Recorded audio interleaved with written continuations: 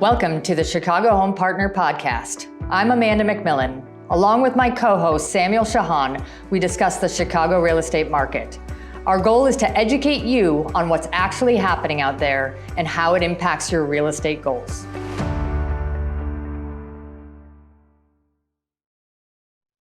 Episode 5, we're here. We're at it again. We are. So how is your January kicking in? Start of the new year. It's the start of a new year, and I cannot believe that we're almost at the end of January. I know. It's like insane. Insane. How was the beginning of your year for you? How was the end of the year, the holidays, the beginning of the year? I feel like this year has just been so busy. Everyone is like wanting to get out and do things. And I swear to God, every single night has been booked with restaurants and dinners with friends and grabbing a drink with people and just talking. I feel like everyone's really excited this year. I feel like it's kind of like a breakout year. It is. The COVID conversation is finally more manageable and people are seeking connection. Yeah. Because typically Januaries for us are a little bit more of I'm burnt out and doing too much. Mm-hmm. And we are obviously diving into an intense market. Yeah. So it's an interesting perspective to hear that you feel like you're out there, you're seeing more people, you're doing more things, you're loving Chicago. Yeah. I mean, I think it's just been so fun. Awesome. Restaurant week is this week. I literally have a restaurant booked every single night. That's right. It is restaurant week this week. That's an exciting time. Yeah. So prefixed meals. I love this week every single year. This week and theater week in February is the best one. So by the time this episode comes out, theater week will start rolling in. It starts February 15th and it goes for the last 2 weeks. And it's $15 and $30 tickets to all the different plays that are going on in the city. So I think I don't know. I just love that. So essentially you start sleeping like I do because you start sleeping less because between the real estate market kicking in and your social life kicking in, you're at full throttle. Yes. Yeah. So the bags under my eyes are creeping in. I know. I'm telling everyone, I'm really excited for the first 2 weeks of February so that I can only just focus on real estate and have a little bit less social life. I don't have that problem alternatively. But no, we came, as you know, we spend the first couple of weeks down and I work remote for the first couple of weeks. It's the time we're in Florida. It's an awesome time for my family because we get to reconnect a little bit more. Once we get back and into spring market, it's, as you know, we're pulled in 1,000 different directions, which are all good ones, but it's a time for us to start the year great. It's a time for me to work remotely, which is fantastic because so much of the first 2 weeks of the year, which helps to lay the groundwork, is our consultation time. Yeah, right? It's planning time. Who's thinking about doing something this year? What were those conversations that came across from the holiday dinners and all of that? So I'm so excited to kind of jump in because I felt like I've spent the last couple of weeks really reconnecting with a lot of people and hearing about all the exciting plans that they have for this year. I love that. Well, you have literally just hit the ground running. I mean, your Instagram posts of we're doing photo shoots and you came back and you're all right, we're listing 2 different properties this week. You're going gangbusters. The market is, I mean, we said this before, right?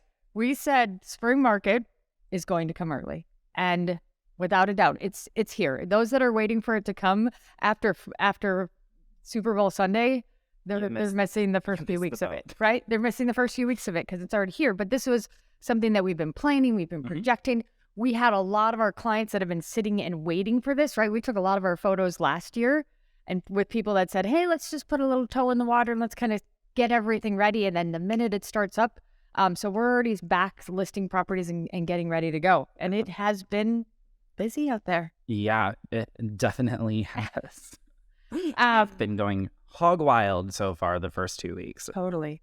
So a little bit, I just wanted to hit on a little bit of housekeeping before we first and foremost, thanks so much to everyone that sent in questions. I think people are starting to really like us. They are sending in more and more questions. I think one of our videos had 40,000 views this last time. That's insane. I don't know if they came back again, but they came back once. But no, it's the questions are amazing. Keep them coming. Yeah. You can DM us through any social media. You can email us at info@chicagohomepartner.com. Keep them coming. They've been great. So we've got great questions today. Yeah. Before we dive into the questions. Housekeeping. Which is hilarious because we're actually realtors. If you think of it from that. Da-da-da. Yeah. Wow, you went there, Samuel. Oh my God. First and I'm a foremost, dog dad. My dog dad jokes kicking in. homeowners exemptions in Cook County are due by March 1st. Can you elaborate a little bit on what that means and who needs to be doing this? Yes. So if you bought your property in January, like before January 1st, was it 2021 now? Because 2022 tax bills are coming out. If you bought it that year, then you can apply for the homeowners exemption. I always say go to cookcountyassessors.org and then you can actually apply for it there. This is great because in the last 2 years with the pandemic, they started taking applications online, which is the best. You used to have to do the handwritten note that says, please give me a discount, and then mail it in. So now you actually can do it online, which is great. Totally. And what's important to know about that, if you bought a home from somebody that had a homeowner's exemption, there is a strong likelihood that there is one in place already. But don't just rely on that. Check the status. If you don't know how to check the status, reach out to us, reach out to your real estate advisor to check the status to see if you're getting it. And basically the homeowner's exemption is just a little bit of a tax savings on your primary residence if you've been in there for that current tax year. So those are due March 1st. Yeah. Okay. Yeah, and I think the website actually said that it averages out to be like a $932 savings on an annual basis, average. I was going to say, yeah, it depends on a price point and a lot of other things, but it's money in your pocket. Yeah, totally. So we love saving people money. I feel like the biggest thing that we always do, especially like when we go to sell people's property, we look at their past tax bills, and I would say like 40% of our people like don't actually even apply for it. So we have to tell them to go back and do the certificate of errors and at least get some money back. Yeah, so if you do find out that you haven't essentially done it previously, there is a way to do a little bit more paperwork to go back up to 3 years and get a little bit extra money back. And who doesn't like extra money? Like a tax refund in February. It's great. It's here for April. Yeah. Awesome. So what's the other housekeeping item we need to take care of? This is housekeeping. I thought it was just an interesting note because we've talked a lot about it. Luxury market in the city is up. Ooh, it is on fire and I love it. I love a good, like, beautiful property being sold. Fantastic. No, it's true. We talked a lot about this at the end of last year in the fact of with inflation doing what it was doing with the talks of recession and people a little bit nervous, is that sophisticated financial decisions are often made in the direction of real estate, hard assets, right? Yeah. People like hard assets. And so we started to see the upper echelon start to invest their money more and more in real estate. So now we're coming out. You told me the stat earlier. How many more properties have gone under? Yeah. So as of this moment, in this time of year, so January, we've had 4 properties sell over $5 million, where at this time last year, it was only 2. Okay. And so this last week, we actually had another really high-end property go under contract. So we don't know like where it's going to close at or anything, sure, but it's at $15 million. It's in 111 Chicago, or not 111, 1 Chicago. 1 Chicago. One. I wasn't familiar with yeah, that 111 now. So it's in 1 Chicago, which is a really nice like luxury building that was just built. There, I think 22 units have sold out of the 77 there. So I think it's a really exciting moment. And I think the momentum is going to be great for this year. No, it's a great way to kick it off. And once again, it's that confidence in that luxury market, which we spoke a lot to last year, is typically a very strong sign for people's confidence in our real estate market. So yeah, I love it. Okay, well, should we jump into some of these questions? All right, yeah, and let's jump into our normal programming. Back to our normal program. Okay, we actually got a lot of questions and comments on this topic, so we wanted to hit it right out of the gate. Spring market. What the heck is it? When is it? And why is it important? Yeah, so our spring market is kind of like our hot season. Chicago's a very seasonal city. And so this is kind of like the start of the year, which is great. The start date typically is like the first week of February, so right after the Super Bowl. Again, we were talking about bringing helmets just as visual effects, but didn't do that. But yeah, I don't do shoulder pads.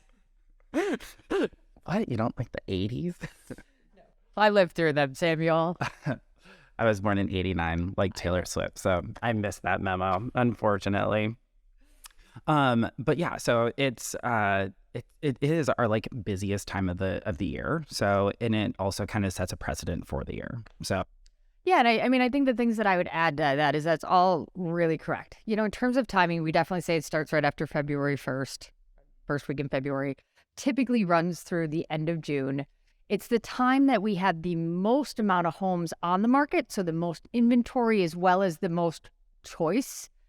But we also have the most competition. The most buyers are going to be out there as well. A lot of agents, we're not so much this way, but a lot of agents are very front-loaded on the year with the amount of business we do. We have a lot of strategies using the back end of the year too. Totally. But it is the time that tends to be the busiest. We do see that pricing tends to be at its highest during that as well, and that the market can be, depending on the market conditions, most competitive. Yeah. So. And we're getting into that already.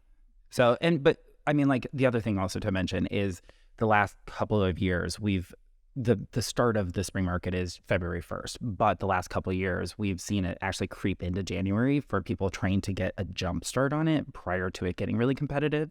So, because again, if you go under contract in January, you typically don't close for 30 to 60 days. So you're still closing in March or April if you need to, but no, that's important. I mean, we've that's seen what we're it seeing right now since the start of COVID. That every year, and this is what we were talking about last year, is that the market started up by the second week of January.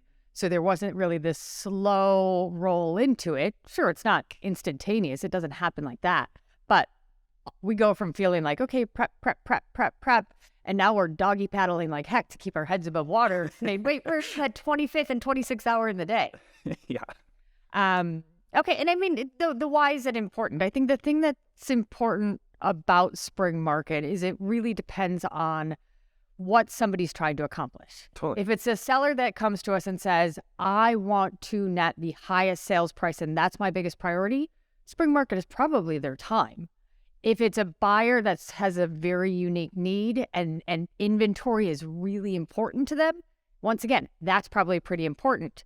Now, on the flip side, if it's somebody that's looking to maybe do something in a little bit of a softer market, that might be a different strategy at a different time of year. But for the people that are looking for the most amount of inventory or trying to get the strongest pricing, we tend to see that then. And we also know a big fuel in this is that because we have a lot of our, especially first-time buyers coming out of the rental leases market, are coming up. Leases are up end of April, end of May, and that is a big driving force of this. Yeah. As well as the final piece that nobody ever wants to spend their glorious summertime months with us. Yeah, I think festival season comes in and they're like, I just don't want to. I need to like, right now it's great because again, February and March, it's crappy outside and nobody wants to be outside. So you're online on your computer and that's like, I mean, people are online shopping, so they're shopping for houses. As we say, it's our spring market, but it certainly doesn't feel like spring. Yeah, exactly. Okay. All right, the next one. Ooh, I love this. So you've both previously mentioned that you have business coaches. Why and is it helpful? Wow, that's a great question. I'm going to even go farther than that. I am a person that has a lot of coaches and trainers in my life. We've all been athletes, so like we know. Yeah, exactly. It's everything. It's true. I grew up in a sports household, right? I grew up playing sports. I think most people know I still to this day am a very competitive horseback rider, equestrian, and I have coaches in all aspects of my life, whether it's my personal, my business, my horses, whatever it is. I have found that by aligning myself with other people, especially people that have an extreme amount of expertise in certain things, it really helps me to perform better. As I always say, I don't believe in perfection. I don't believe in being the best. I have no desire to be that. But what I really try to do every day when I wake up, I want to become the best version of myself. Yeah. I want to be able to constantly feel like I am moving forward. I sometimes say, I want to go forward, never straight. Forward sometimes has a lot of curveballs and a lot of loops, but by having a coach, it really helps me in a lot of different aspects. Obviously, there's some accountability, though most people will know I'm an incredibly accountable person. So it's not just that for me. For me, it's having somebody come in from a third party perspective, look at it with a very different eye set than I do. Most of the coaches that I work best with are not wired like me. Most of them come from a little bit of a different aspect, so they can say, hey, did you think about it like that? And I'm going to go, huh, no, I did not. But that's an interesting perspective. Yeah. So they allow me to really open up my mindset. And obviously that's a huge advantage in business, right? Because it shows me things that I'm not going to think out in my own, but it's also true in my life, in my relationships, in everything. I'm a huge advocate of it, of aligning yourself with people to help you find that best version of yourself. Yeah, no, I totally agree with that. Well, we actually met through our business coach. That's how we partnered up 2 years ago, which was once upon a time, which was really great. And honestly, having a coach, they were able to see where our strengths and weaknesses were, and we're able to be like, hey, I think you guys would complement each other very well. So having that external third-party person to kind of do that is great. But I just think, we've been in coaching forever, but I just think you want to do better for your clients, and I think they deserve a better experience. And especially since 87% of realtors don't make it past their 5 years, we want to run this like a business, and we also want to make sure that we're being consistent as best as possible. And so a lot of that is better systems for our clients and working through a lot of that stuff. No, I think that also aligns a lot with you and I share some very similar values when it comes to education. Yeah. Right? Coaching and education in my mind go hand in hand, because it's one thing for us to say, hey, we've gotten to a point where we're at in our careers where we know so much business is going to come. We know we do it well, and we could just kind of sit here and coast. We could be idle. We could be. It shared me. Idle. No, we could. Absolutely. We could be idle and we could have a successful career moving forward. But both of us are so wired to want to be better, to do it better for our clients, for the people in our lives, right? As I always say, I want to, at the end of the day, be able to kind of go to bed at the end of the day and say, hey, you know what? I put my best effort forth. Yeah. I made some mistakes. I'm going to improve on them tomorrow and keep going. Yeah. Is it interesting?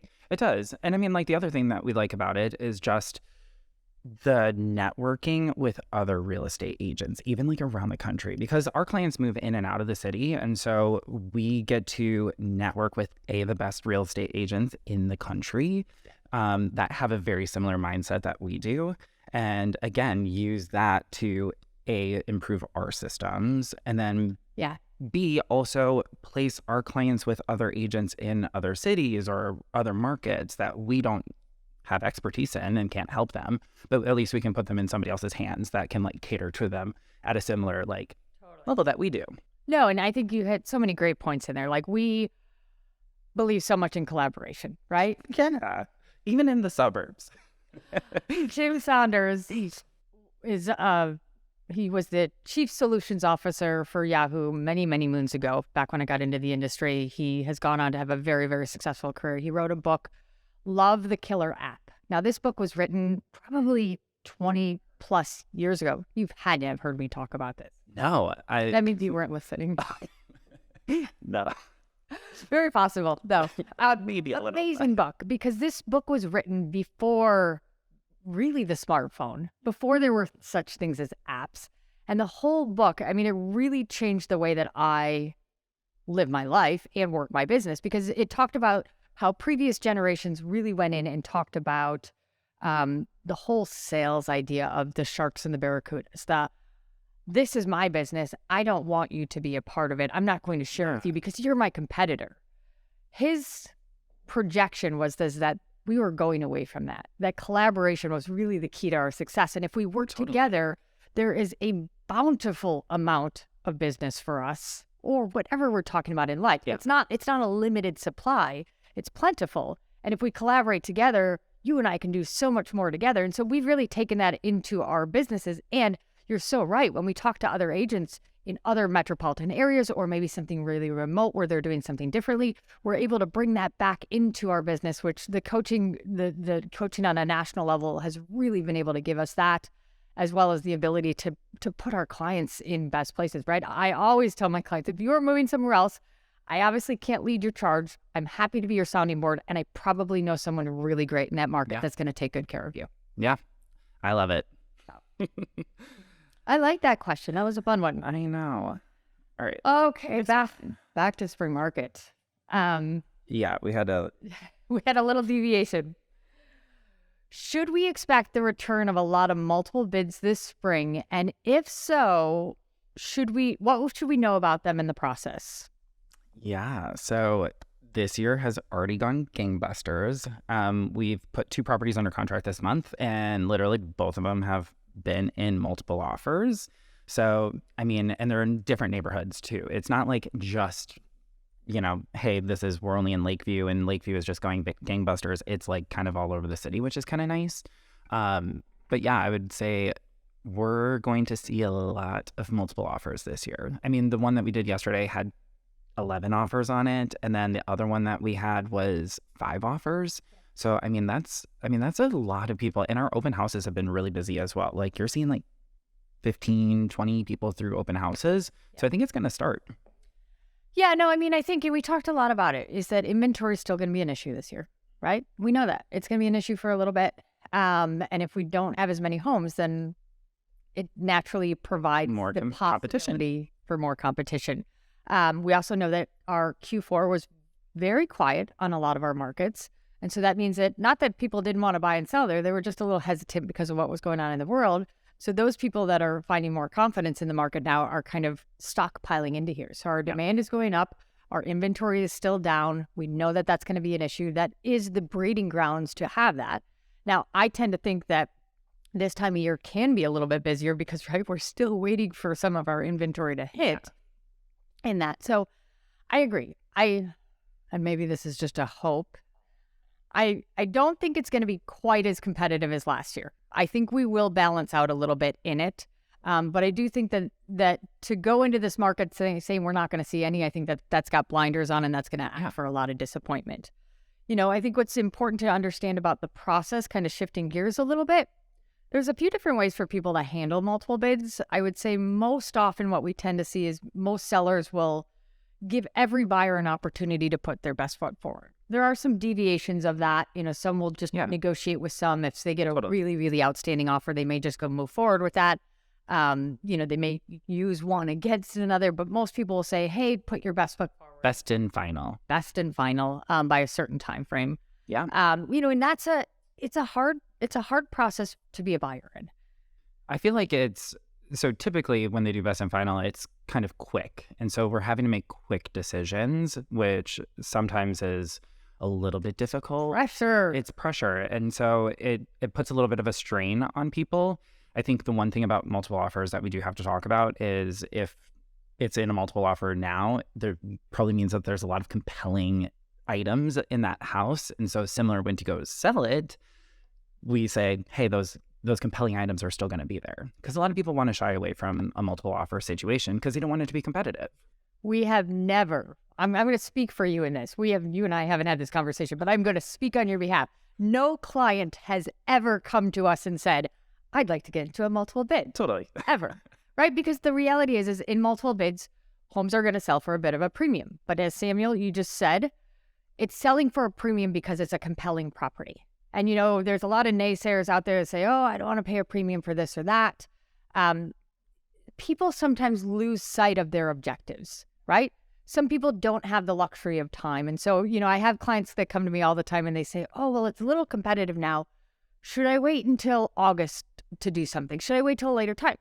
Well, if their timeline allows that, then perhaps that's a possibility. Yeah. Assuming that they're not looking for something very, very specific, so there might not be as much pressure on it. But before I've had clients say, well, what if we move into something different so we don't have such a timeline, and then we do this double move, and then we do this? Well, but that costs a lot of money too. I mean, like money. So sometimes, and it's funny because some of the naysayers are going to say, oh, those real estate agents are just talking about paying premiums now. Sometimes paying a premium in a 30-year mortgage, which tends to not be that much of a difference, is a better decision than accumulating a whole lot of costs by doing temp housing and a lot of additional moves. Yeah. So it's obviously, and the other thing I think that's really important for people to know, the best price doesn't always win the home. No, we've won a lot of multiple offers, just not even being the best price. That word we come back to all the time, strategy. Yeah. So what are a couple of the strategies that we can use for multiple offers? Absolutely. What are some of our back pocket things? Our back pocket things. We won't tell all of our secrets. collaboration. I'm fair. If somebody wants to use them, I'm fine. Yeah. I mean, realistically, I'd say one of the ones that we have a lot of success with is the whole idea of a rent back. A lot of times if somebody's selling something, they're buying something else, moving somewhere else. And obviously buying and selling at one time can get very complicated. Well, also in this market, a lot of the time sellers, because it's competitive, aren't going to accept a home sale contingency. So for the seller, it's an advantage because they can sell their property, they get the equity out of it, and then they can live in the property, sometimes rent-free, sometimes they pay rent, but at least it gives that, again, talking about do you move multiple times? It puts them in a better position. Yeah. So the rent back idea has been something that we've relied a lot on over the last couple of years when it got really, so basically the sellers are closing. We're closing with them. We're allowing the sellers to then live in the property for whether it's 2 weeks or up to 60 days is the threshold. Yep. Sometimes that's for a determined rent. Sometimes to make an offer more compelling, that is rent-free. To do that, that's one of the things that we've had a tremendous amount of success with. Now, obviously, there's some other ones. Do you want to chime in on that? Sure. So one of the ones that we do pretty frequently is as is. Now, I actually was having a conversation with a home seller who bought a property last year and did an as is property and also waived the inspection, which again, we never want to do. And he moved into the property and he was talking about how the plumbing was all messed up. And so now he spent like thousands and thousands of dollars. As is does not mean that you're waiving the inspection contingency. And we as real estate agents never suggest that. We always say, hey, we're going to do it as is. What that means is we can still do the inspection. We find items that are going to be wrong with it so that we can strategize a budget going forward or know what's wrong with the property going into it. Basically know whether or not there's anything really major. Not that you're going to move in the house and then you're going to move in and there's going to be issues. Yeah. So that's always a good thing. I know a lot of people have issues with as is just because they're like, oh, well, what happens if something comes up? Now, again, that inspection contingency allows you to back out of that contract so there's always a safety net, which is kind of like the good thing about it. Anything else? Absolutely. I mean, there's other things that we've done. A lot of it comes back to some of the mortgage products that we've talked about. You know, most of our clients aren't cash. Cash can be king in this type of situation, but mortgages are a big aspect of it as well.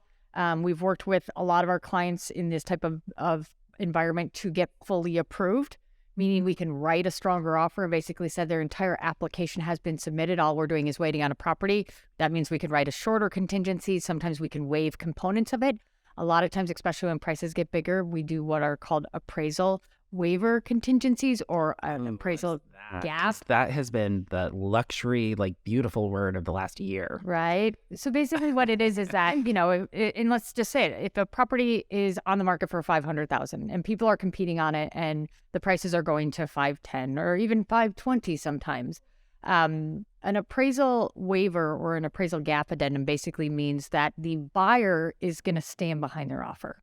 So what that means is if the appraiser comes in and says, oops, I can, you know, your price is $515, but I'm only going to give you $510 on the appraisal, that the buyer in a more traditional setting could try and negotiate that amount or try and do something a little bit different. They're kind of saying, hey, I'm giving you this offer and I'm going to stand behind the number. So a little context, an appraisal is a third-party company that comes in and gives one final number. Yes. They're looking, so when we run a CMA for a buyer, we're looking at a threshold, right? So we have, hey, the property is worth $500 to $510. That's a range. Yeah. An appraiser is only going to give you one final number. And so that has to match that purchase price that you're buying it at. Yeah. And so that's what you're talking about with the gap. Yes, very true. So that we see a lot because especially, you know, I always tell my sellers when I've got really big numbers, but then they put an appraisal contingency in there, I was like, to me, that's not as valuable because they're just going to come back and say, well, the appraiser said this, so this is all we're willing to pay.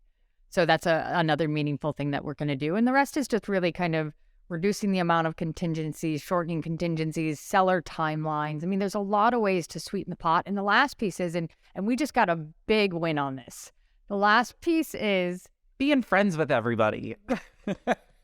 Our relationships. Yes. We work hard to have good relationships with everybody in this industry. A, because that's just how we like to perform our business anyways. But B, it is in our client's best interest. We just won both of our multiple offers due to the relationships that we have with the two agents. I mean, it is great because, again, you don't always have to be the best one, but you can squeak forward or and the story they're on willing the to second one. Yeah, they're willing to work with us, right? We lost the second one. We lost it. We were called. We got the call to say, we wanted to work with you guys, but you weren't quite there. The conversation then escalated. We jumped in to say, what could we have done differently? How could we have done differently? Just let us know so that then we can have another call with our client. Yeah. And when the client found out that it was a small change to the date and a small change to... When we talked with the agent, it was, the wheels started turning. Yep. And we're like, we can... Oh, you mean we just didn't text and email them? We had a conversation. So when we were asking the following details, that's when it kind of clicked in our brains of, hey, this actually would work for our client. We just didn't do it in the initial offer, but we could do it because we didn't have all the information. Yeah, exactly. So we ended up winning that property, which felt fantastic. And it always feels even a little bit better to know that we were part of the driving cause to do it, right? We want to see all of our clients succeed, but when we know that happened, it feels good. I slept really well last night. I'll sleep better once it's all signed and done. Yeah. Just who I am. But yeah, I mean, the relationships are very, very true. And it's not just the agents. It's who's the attorney, who's the inspector, who's the lender. If I see a lender that is a big red flag for me, the first thing I've got to tell my clients is, this lender makes me a little bit nervous. This agent makes me a little bit nervous. I've had them cancel a lot of deals on us. Those are conversations that are absolutely part of making a final decision. It's not just the best offer. It's the best offer that's going to hit the finish line in the best means possible. Yeah, totally. Okay, all right. Moving on. This one. Okay, so again, going back to the multiple offer situation, this conversation came up was love letters to sellers. So this is for Valentine's Day, isn't it? Yes, Valentine's Day, love letters. So you and I differ a little bit on our thought process on this. So we differ a lot.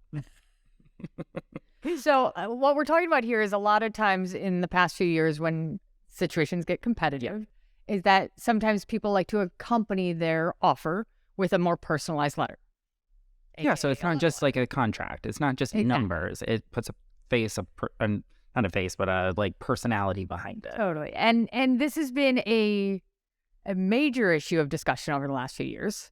Not even just amongst us, like amongst like the realtor association, just because again, it goes back to fair housing, which is why we've kind of like started shying away from them within the last year. But yes, prior to that, we were like, yes, do it. We were even starting to do video love letters just because everyone was writing a letter. So we were like, how the hell do we differentiate ourselves? So we were like, just record a video, just say how much you love the property and why you want it and who you are so that you can connect a little bit more. But so my thought process on it is this, is I have absolute respect for the concerns related to them.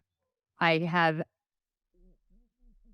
total concern with making sure that there's no level of stereotyping, prejudice, or anything of the sort. Everyone that knows me knows that's a really, really strong topic for me.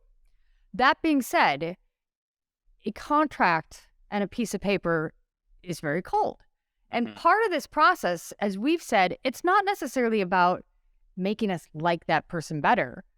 But as an agent, part of it is understanding their commitment to the property. This is a market.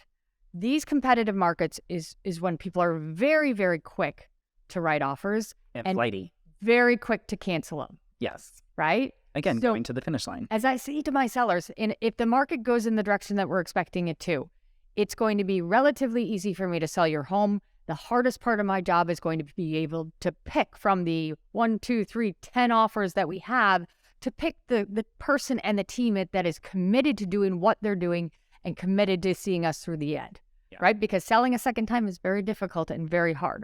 So for me, those love letters, if done appropriately on a seller side, can give me a little bit more insight to give the best advice. Now, from a buyer's perspective, I think that there's a way to tiptoe around some of the ugly aspects of it. The fair housing issues. Housing, right? So don't bring up your race. Don't bring up like anything like that. Correct.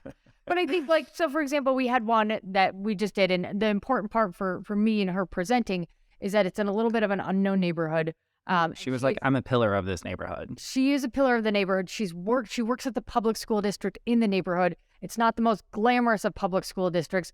She thrives for that neighborhood, and it's a neighborhood that not a lot of properties come up in. So I thought it was important for the seller to just kind of understand that this is somebody that is committed to that property, because she is a teacher. Committed to the neighborhood, committed to the community. Because that commitment, when you're looking through 11 offers going, who's the flaky one, who's the not flaky one, to me that's going to show it. And that, I mean, well, it didn't work the first time. Didn't work the first time, but it worked. It worked the second time. So that's why I think from a seller side, I like taking them. I typically will show them to the seller after we've made decisions on all the offers. So got you. I'll say, let's look at all the offers. Let's look at everything. This is the make some decisions, and I'll say, here's these that you can read after that. So they're not part of the decision making process for them. That's actually a really great way to do it, because I don't think we like laminate it to the front page of the contract, like with us. So the seller has to read it. Yeah. No, I typically will keep that to a secondary phase of the decision making, so that they understand it and they're really looking and making the decision off of the offer from a financial standpoint, and then adding the personal and that's the support for certain. It's awesome. All right. Next one. Okay. February is always our shortest, however, our longest winter month. I disagree. I think it's March. Well, this person doesn't agree with me. I completely, it's totally different, thought processes. But any tips on how to survive winters in Chicago outside of leaving for Florida for 2 weeks in January? Well, it's funny for me, because February is my hardest month. February is the month for me. I shouldn't say hardest. It's the month that I just feel like I need to get through. And so I guess luckily it's less days. It's the month that I think in March is still a tough month, weather-wise, of course, but there's a glimmer of hope, right? We'll have that 50-degree day. We'll have that. Just like that one random day. Totally. And it's like, oh, we're on the backside. Like, we're on the back nine of the golf course. Tips in terms of surviving for winter. This is a multitude of different questions at once. I'm literally going to say wear 5 layers of long underwear. So whether or not people that know me best know that I am the spokesperson of being warm. High-end, good quality long underwear under my skirts, under my suits. Every time you see me, if it's under 50 degrees, I have some layer of long underwear on. You break them out in like October. I do. I don't do cold. So for me, when I look to how do I get through the winter months, it's a couple different things. I absolutely think, and maybe it's not 2 weeks, I think that if you can get out of town for the smallest little tidbit, it breaks it up. Right? Just even a weekend away, somewhere warm, somewhere you get some vitamin D. The gray is always what gets me the most. So something like that. I also, for me, it's really about kind of looking to project and get ahead in the year. A lot of planning. So a lot of my January and February is obviously jam-packed with real estate, but when it's looking at more personal stuff, I want to plan stuff. I want to say from simple housekeeping type things, right? Spring cleaning is a huge thing for me. Like, start throwing out all the kids' toys and moving things around and trying to refocus on some of the stuff that over the holiday season got neglected. So I think it's about trying to put together some really good to-do lists on all levels, personal, professional, reaching out to people that I haven't connected with as much, kind of using that time to almost distract you from the fact that it's not a time that we can just be outside as much. But I also think getting into some sunshine, or go the other way, embrace it. Go just get out of town a little bit. The hardest thing about the cold weather in Chicago for me is it's just not as much stuff to do in it, right? I don't mind cold weather. It's just one of those things that when it's a little bit more of it makes things difficult. Like, we're going to get a snowstorm. I know that the commute's going to be a little bit longer, but trying to fill your days and things with a little bit more productivity, refocus it versus the kind of the little bit of negative on that, or pick up maybe a new hobby. I know there's a lot of great things going on in the city, and we were talking about. I just started improv at Second City, so that's filling some of. We were talking about the soccer dome earlier over off of off of Addison. I think I'm going to start taking scuba lessons. There's a place over on Western and California and Addison, I think, that is similar to the soccer dome. But I think I'm going to take that, because when I go to the Canary Islands in May, I want to go scuba. No, there's a lot of things to do. So what are the things that you do to kind of get through the winter months? Yeah. So I'm Binge White Lotus. No, not binge White Lotus. No. I've already done that. That was my holiday theme. No, so I do like getting out of town. I like taking a ski trip every year. That's typically like what I've done every year for the last handful of years. I just like being outdoors. So like getting outside is really good, especially like if you're walking your dogs or something like that. I think like the statistics are like you need to be outside at least for like a 30-minute walk every day so that you like don't get the blues during the winter. Yeah. So that's always important. I don't know. Again, theater week gets you through February because you're like, all right, all the plays are going on. Yeah, so there's a lot to do in the city of Chicago, especially even during the winter, that I don't think, like in the summer, yes, we have the festivals and all of that stuff. But, I mean, we have restaurant. You just have to look a little bit harder for it. Yeah, you have restaurant week. You have, like, you're doing more indoor stuff. So you're, like, going to comedy shows. You're going to theater. You're going to restaurants and bars. And you're, like, still trying to socialize as much as possible, I think. Well, and I think kind of a great reminder on this is, right, we're coming off of a few really funky years. Yeah. And now we're at the point to remember that we've got this great city at our disposal, regardless of the time of year. Yeah, we love Chicago. Love Chicago. The one trick that because I kind of do get seasonal depression as well with the gray. Yeah. So like days like today where it's like a blue sky, you're like, ew. Yeah. But I have a little therapy light that I bought like a couple years ago at Sharper Image, and it really boosts your mood. You're like the third person that's told me that. They said they're great. Yeah, you just have it on your desk. So while you're working at your computer, you just put it on for like 30 minutes a day. It's similar to going outside. It's that vitamin D. I think it's something to do with like your eyes. I don't know. It works. I love it. Medical advice can say really fun. Yes. No, I've had quite a few people tell me about that and that being a real changer for them because we all know that it's more the gray that gets us than the cold. Yeah. Yeah, because like the blue skies, the temperature drops and I'm like, I'll have it as -5 degrees if it's a blue clear sky. Right. And it's not true. It's amazing. Okay. Right. Oh, this is a gosh, this one will take some thought process. What neighborhoods do you see being some of the hottest in Chicago in 2023? Yeah. So this is always like a question we get kind of like all the time is like, what's the next hot space? Totally. I feel like in the previous years, it's always been like the Northwest Side or West Loop or something like that. I'm really liking kind of like the South Side. I think that's like a really good opportunity. I've done a couple I've done a couple transactions in like Bridgeport, McKinley Park, Bronzeville. I think like there's really good opportunities down there. I think the city is kind of just moving in that direction. Like especially like now that they're like incubating things in that neighborhood. Like Bronzeville just got their winery, like their first like African-American owned winery in the city, which is phenomenal. And so I think like there's just more like there's a lot of pulse. Even at the end of like the South Loop, like the entertainment district, like Motor Row has like blown up in the last couple of years. And so there's just more to do down there.